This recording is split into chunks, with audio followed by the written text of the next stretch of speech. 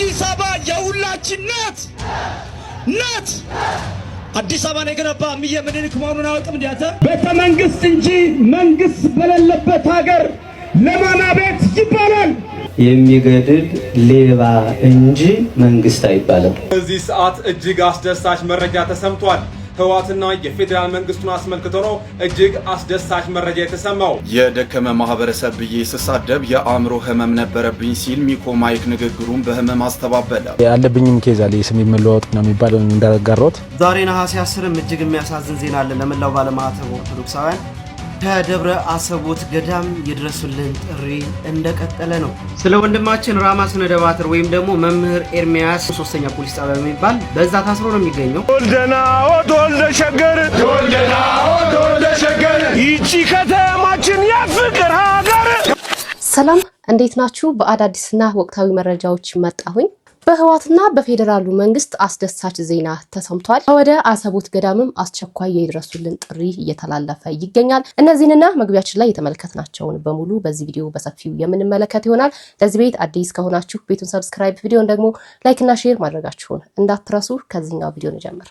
ማርያምን ተመለከታችኋት? ማርያምን ብዬ ስምል አንዳንድ ሰዎች የሚመስላቸው ቫይራል ለመውጣት ወይም ደግሞ ላይክ እንዳገኝ ምናምን ይመስላቸዋል። አይደለም።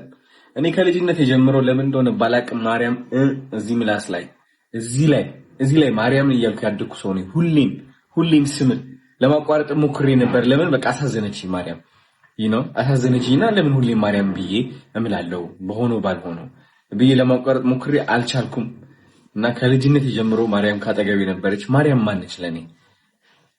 አይ ቲንክ የሚገባቸው አይመስለኝም እውነት ለመናገር ግን ማርያም እንደ መንፈሳዊ እናቴ ነው ማያት፣ የኔ መንፈሳዊ እናት ማለት ነው። ራይት ብዙ ጭንቀት ውስጥ ስገባ የምታበረታታኝ ቃላቶች ሳትጠቀም ስሜቶችን የምታስተካክል ጠንከር የምታደርገኝ እቅፍ የምታደርገኝ እናቴ ነች። ተኝቼ ስነሳ በጭንቀት ሲውጠኝ ሰይጣን ሊያሸንፈኝ ሲሞክር መጥፎ ሐሳቦች ሲልክብኝ ከፊቴ ቆማ የምትከልለኝ ነች ማርያም ለኔ ትልቅ ትርጉም አላት። ባይዘው በቃላት መግለጽ የማልችለው በዛም ነው በጣም ወዳት። ቤቴ በማርያም የሞላ ነው። ሰው የሚሰጠኝ ስጦታ ማርያም ብቻ ነው። የሚሰጡኝ ስዕሎች ማርያም ነው። ለምን ይመስላችኋል? ማርያም ሁሌ ካጠገቤ አለች። ምልክቴ ነች፣ መንገዴ ነች። ራይት ሲሳካልኝ ማርያም፣ ስወድቅም ማርያም፣ ስነሳም ማርያም፣ ስተኛም ማርያም። እንደዚህ እርር ብላችሁ አልቅሳችሁ ጭንቃችሁን የሰማችላችሁ ሰዎች እስቲ ይሄንን ቪዲዮ ነው። ከስራ ተባራ ነበረ በህመም ምክንያት የቸገረው ድንግልን ይጥራ እንድትረዳው ሳዝን ስተክ የምታጽናና እናት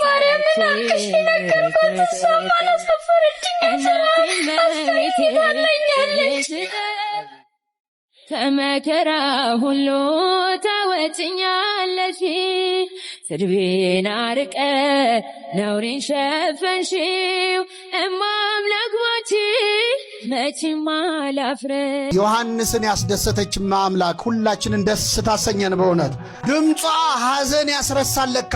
ወደ ኤልሳቤጥ ቤት የመጣች ድንግል ማርያም ወደ ሁላችን ቤት ትምጣልህ። የክርስቶስን እንባ ባበሰችበት እጇ የሁላችን እንባ ታብስልን። ሰው መንፈስ ቅዱስ ሲሞላበት እመቤታችንን ነው የሚያመሰግን። መንፈስ ቅዱስ ሲሞላበት ከግድግዳ ጋር አይጋጭም። መንፈስ ቅዱስ ሲሞላበት አይንፈራፈርም። መንፈስ ቅዱስ የሞላበት ውዳሴ ማርያም ነው የሚጮኸው። ይኸውልህ መንፈስ ቅዱስ ሲሞላብህ እኔ ማነኝ ድንግል ማርያምን ስሟን ልጠራ ትላለህ። መንፈስ ቅዱስ ሲርቅ ደግሞ ድንግል ማርያም ማናት ትላለህ። መንፈስ ቅዱስ የራቃቸው ሰዎች ማናት ይላሉ። አቤት በሰማይ ማን እንደሆነች ለማየት ይርዳቸው እግዚአብሔር። እኔ ደስ የሚል ዜና ልንገራችሁ።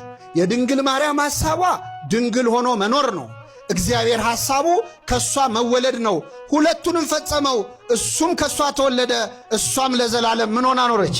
ይችላል አይችልም? እግዚአብሔር ድንግል ማርያምን ምን ብለን እንጥራት ይላል ቅዱስ ኤፍሬም። ጌታ ሆይ እናትህን ማን ብለን እንጥራት? ድንግል እንዳንላት ልጅ ታቅፋ ስታጠባ አየናት።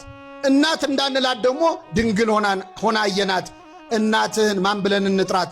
እናትህን መጥራት እንዲህ ከከበደ ጌታ ሆይ አንተን በምን አንደበት እንጠራሃለን?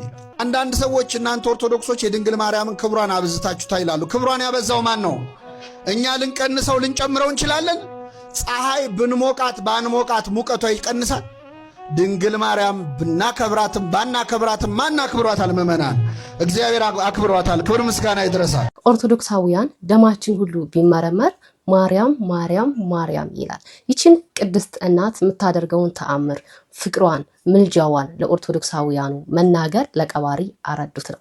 አይደለም ይቅርና ድንግል ማርያምን ለመተቸት ለመጥላት እሷ እኮ እንደዚህ አታደርግም ለማለት ይቅርና እሷን ለመውደድ ለማክበር ለመመርመር ራሱ ሰው ሆኖ መገኘት ያስፈልጋል። ትውልድ ሆኖ መገኘት ያስፈልጋል። ምክንያቱም እሷ ራሱ ምን ብላለች? ትውልድ ሁሉ ብጽዕት ይሉኛል ብላለች። ስለዚህ እሷን ብጽዕት ለማለት እንኳን መጀመሪያ ትውልድ መሆን ይጠበቅብናል። እባካችሁን የቅድስት ድንግል ማርያምን ፍቅሯን ሳታጣጥሙት እንዳትሞቱ። እኔ የእውነት በጣም ነው የማዝነው የድንግል ማርያምን ፍቅር። እኛ ይሄ የምናጣጥመውን ፍቅር የማያውቁ ሰዎች እንዴት አልታደሉም ብዬ ያሳዝኑኛል። እና አሁንም ቢሆን ብርሃን ሳላላችሁ ኑ በብርሃኑ ተመላለሱ። እና እንደነገርኳችሁ ነው ኦርቶዶክሳዊ ተዋሕዶ ቤተክርስቲያን የሁላችንም ናት። እኛ ኦሮሞዎች ኢትዮጵያውያን ነን። ቤተክርስቲያናችን የኢትዮጵያ ኦርቶዶክሳዊ ተዋሕዶ ቤተክርስቲያን ነች። ሙስሊም ኦሮሞዎች ወንድሞቻችን ናቸው። ነገር ግን የሚለየን ነገር አለ። እሱ እምነት ነው። ስለዚህ እናንተም በእኛ ግዕዝ ላይ አትግቡ።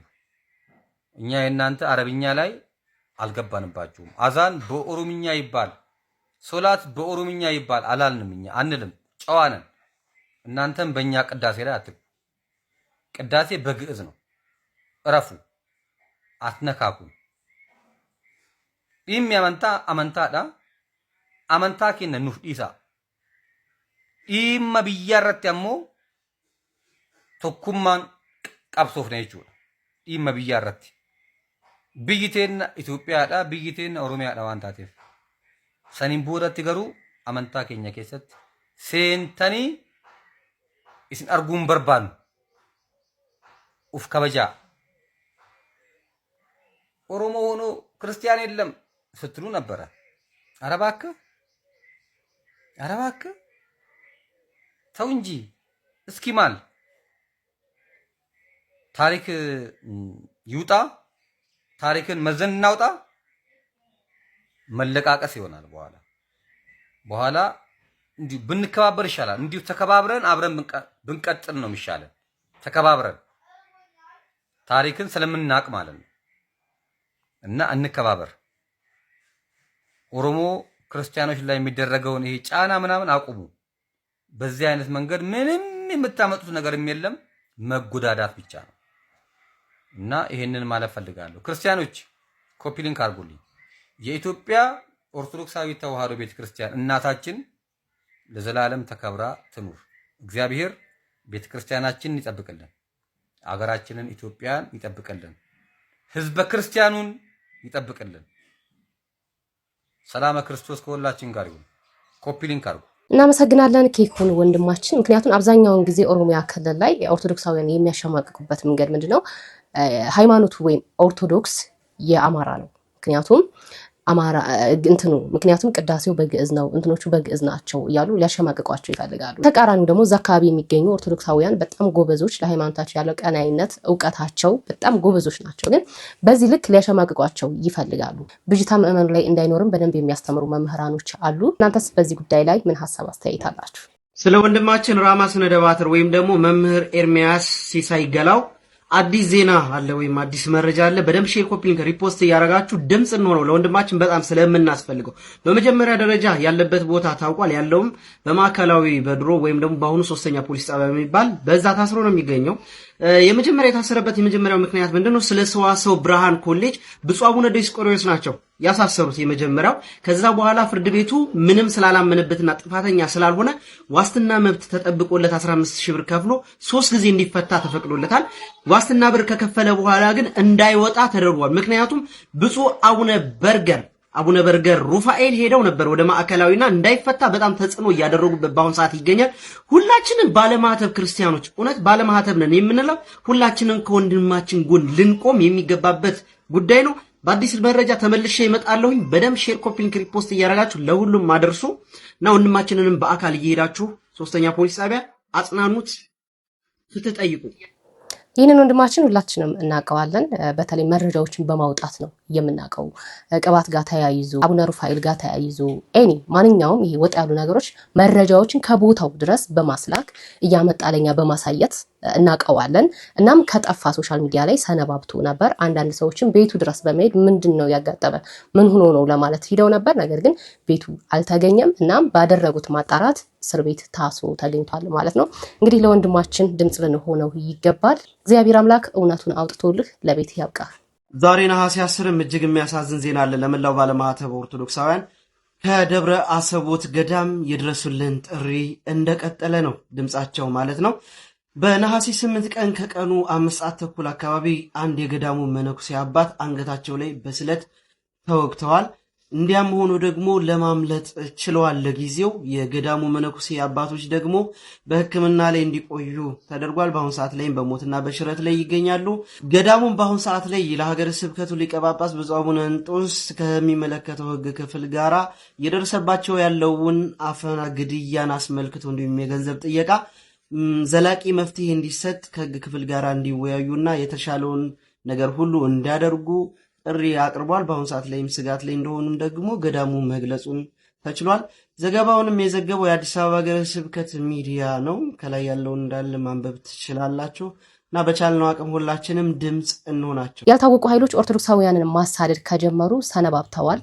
በሚገርም ሁኔታ ያልታወቁ ኃይሎች የሚያጠቁት ኦርቶዶክሳውያኑ ነው። ያልታወቁት ኃይሎች ተብለው የሚጠሩት ግለሰቦች ወይም ድርጅቶች የሚያጠቁት መነኩሴውን ነው። አንገቱ ላይ መስቀል ያለ በእጁ መስቀል የጨበጠ ለሀገር ለሰላም የሚጸልይ እሱን ነው ታርጌት አድርገው እስካሁን ድረስ የጨፈጨፉት ያሉት። ይሄ ጉዳይ እስከ መቼ ድረስ ነው የሚቀጥለው? መቼ ነው ይሄ ነገር ፍትህ የሚያገኘው? መቼ ነው የሚታወቁት የሚለውን እግዚአብሔር ነው የሚያውቀው። እንደው በዚህ ጉዳይ ላይ እግዚአብሔር ራሱ እጁን አስገብቶ ምህረት ካላከልን በስተቀር በሰው አቅም የሚሆን አይደለም። ሁሌም እንደምለው እግዚአብሔር ሀገራችንን እንዲጎበኝልን፣ የአባቶቻችንን እንባ እንዲቆጥርልን፣ የአባቶቻችንን ጸሎት እንዲቆጥርልን ልንጸልይ ይገባል።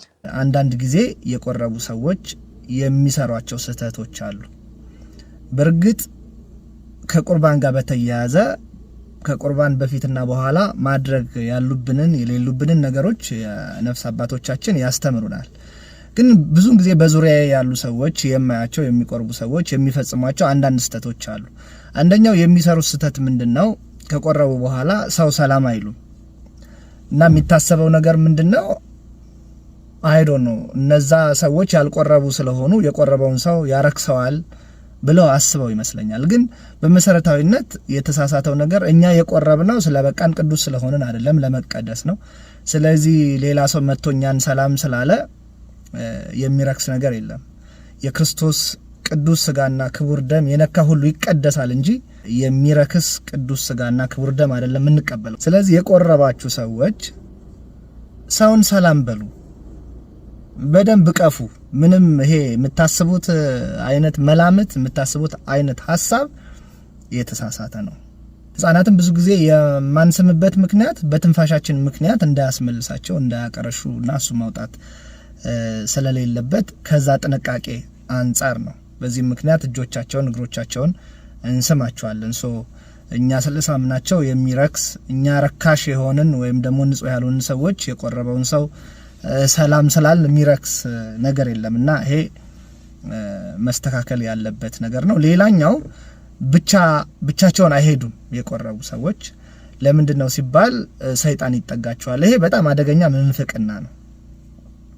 አንደኛ ሰዎች ባልቆረቡ ጊዜ ብቻቸውን ሲሄዱ ሰይጣን የማይቀርባቸው ከሆነ በቆረቡ ጊዜ ሰይጣን ይጠጋቸዋል ማለት ምን አይነት ከየት የመጣ አስተሳሰብ እንደሆነ አይገባኝም።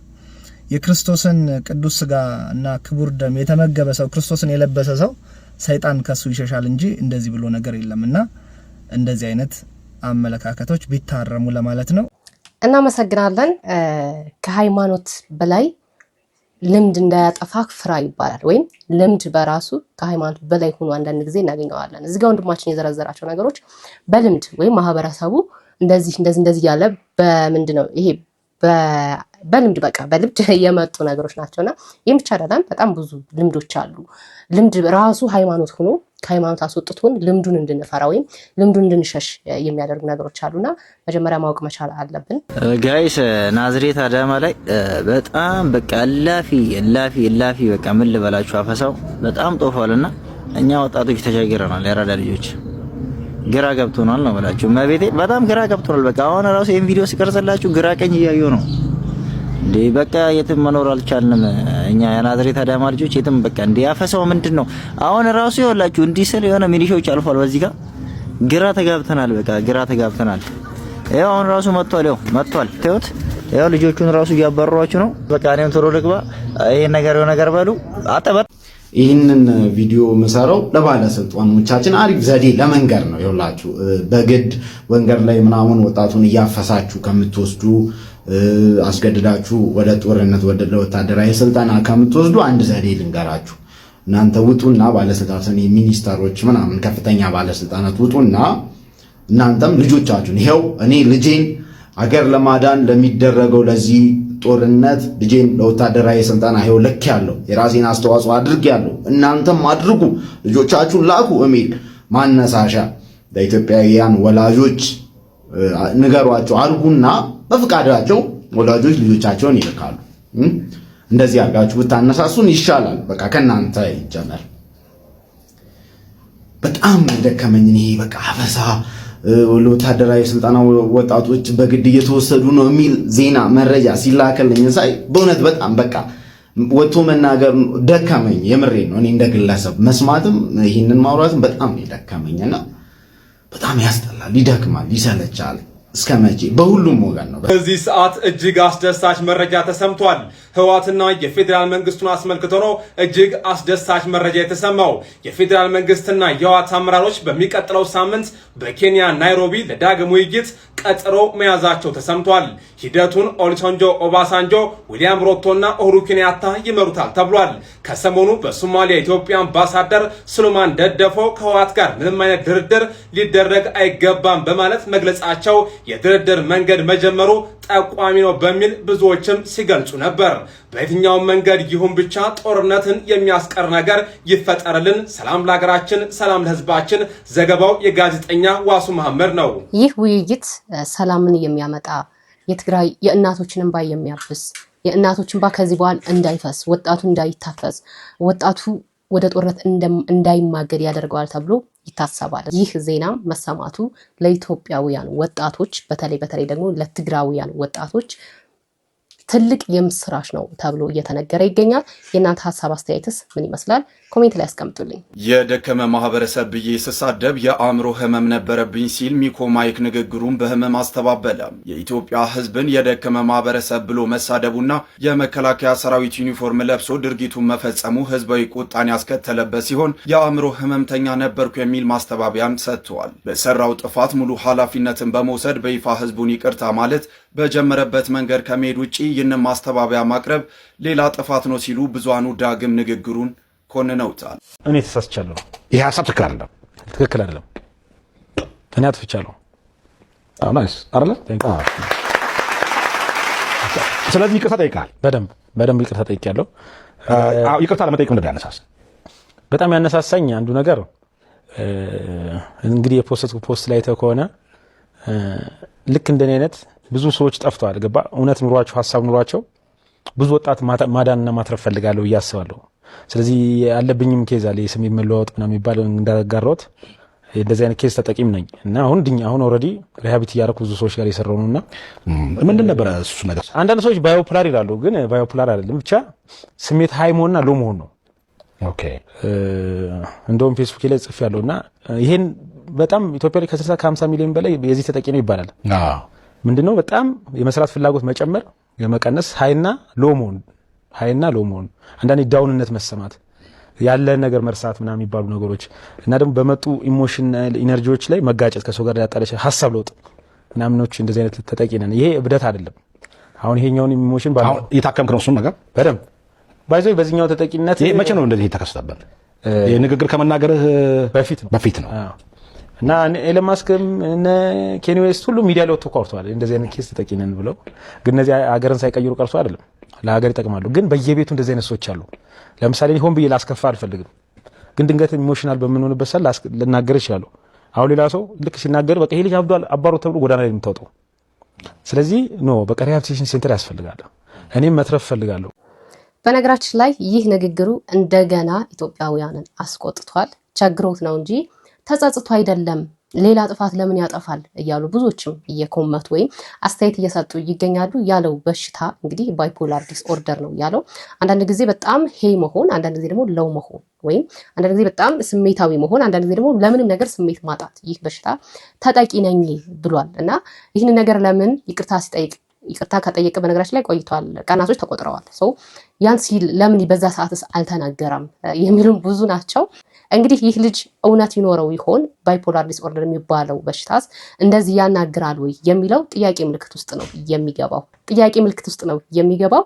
ብዙሃኑ ግን በፍጹም ቸግሮት ነው እያሉ ይገኛሉ። የእናንተ ሀሳብ አስተያየት ምን ይመስላል? አዲስ አበባ የሁላችን ናት። አዲስ አበባን የገነባ እምዬ ምኒልክ መሆኑን አያውቅም? እንዲያተ እባክህ በቃላችሁ ተባሱ። እሺ ቤተ መንግስት እንጂ መንግስት በሌለበት ሀገር ለማና ቤት ይባላል።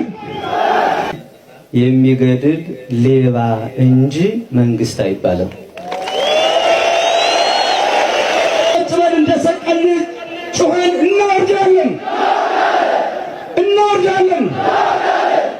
ጉልቻ ቢቀያየር ወጥ አያጣፍጥም።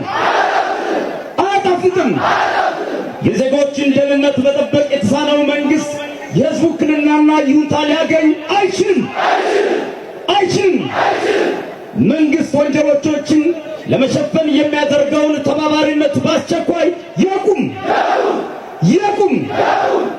የኦሮሞ ወጣት የኦሮሞ ህዝብ ይህንን ነገር አንደርስታንድ ሊያደርግልን ይገባል። ኢትዮጵያዊነት ለዘላለም ተወልደ ሸገር ይቺ ከተማችን የፍቅር ሀገር ተወልደ ሸገር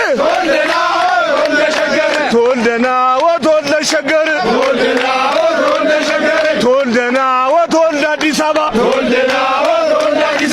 እኛ ጋር ስለ ብሔር እኛ ጋር አይሰራ ተወልደ አዲስ አበባ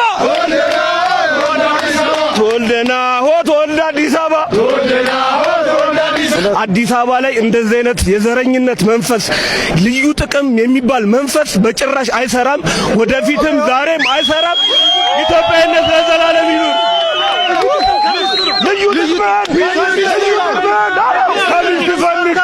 ከሚስት ፈልግ ልዩ ጥቅም አዲስ አበባ ሰርቶ በመለወጥና በመልፋት ነው የሚገኘው እንጂ ልዩ ጥቅም ገለመሌ ምናምን የሚባለው ነገር የለም። ደም የጠማው አሸባሪ በሰዎች መሞት በኦሮሞ ልጆች መሞት የሚነግድ መሆኑን የኦሮሞ ህዝብ እንዲያቅልን እንፈልጋለን። ከመጪው ኢትዮጵያ ጋር ተባብሮና ተከባብሮ የሚኖረውን ህዝብ ሆን ብሎ ለማጣላትና ለማጋጨት ደም የጠማው ሰው ነው። ስለዚህ የአዲስ አበባ ጉዳይ አሁንም ድረስ ማነጋገሩን ቀጥሏል። ወጣቶችን በጣም እየተቃወሙ ይገኛሉ። እኛ ምን እንበል? እኛ እዚሁ እትብታችን እዚሁ የተቀበርን ልጆች ምን እንበል እያሉ በጣም ተቃውመውታል። ከዚህ በፊትም እንደምትመለከቱት በፊዚካሊ በተቃውሞ ወጥተው ነበረ። አሁንም ደግሞ በሶሻል ሚዲያ ሙቭመንት በጣም እየተቃወሙ ይገኛሉ። አዲስ አበባ የኦሮሚያ ዋና መቀመጫ ተደርጓል፣ ይሄ ደግሞ ስምምነት ላይ ደርሰዋል ተብሎ መረጃዎች ወጥተው ነበር። እንደገና ደግሞ ይሄ ጉዳይ የአዲስ አበባ ጉዳይ ገና ነው የሚሉ መረጃዎችም አሁን ላይ እየወጡ ይገኛሉ። ፊት የሚፈጠር ይሆናል የሚለውን አብረን የምንመለከት ይሆናል። ፕሮግራማችን ይህንን ይመስል ነበረ። በቆይታችን እንዳተረፋችሁበት አልጠራጠርም። በሌላ በአዲስ ቪዲዮ ተመልሼ እስከመመጣ ድረስ ለዚህ ቤት አዲስ ከሆናችሁ ቤቱን ሰብስክራይብ፣ ቪዲዮን ደግሞ ላይክ እና ሼር ማድረጋችሁን እንዳትረሱ። እግዚአብሔር አምላክ ኢትዮጵያ ሀገራችንና ኦርቶዶክስ ሃይማኖታችን ይጠብቅልን። ቸር ቆዩ።